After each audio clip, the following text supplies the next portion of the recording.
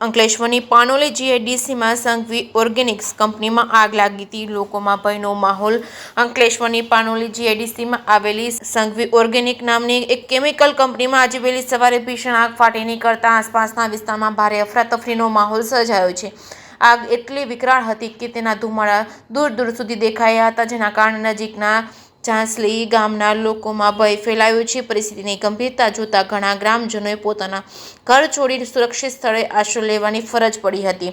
આ ઘટનાની જાણ થતાં જ ફાયર બ્રિગેડની 6 થી વધુ ગાડીઓ તાત્કાલિક ઘટનાસ્થળે દોડી આવી હતી। ફાયર ફાઇટરોએ કલાકોની ભારે જહેમત બાદ આગ પર કાબૂ મેળવ્યો હતો અને ત્યારબાદ કુલિંગ ઓપરેશન શરૂ કરાયું હતું। હાલમાં આગનું ચોક્કસ કારણ જાણી શકાયું નથી, પરંતુ પ્રાથમિક અંદાજ મુજબ કેમિકલ રિએક્શન અથવા તો શોર્ટ સર્કિટને કારણે આ ઘટના બની હોવાનું મનાય છે।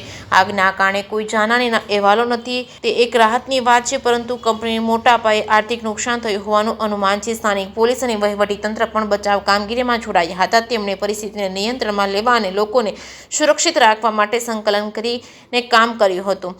જે કે સિંહ સાથે કેતન મહેતા, ભરૂચ।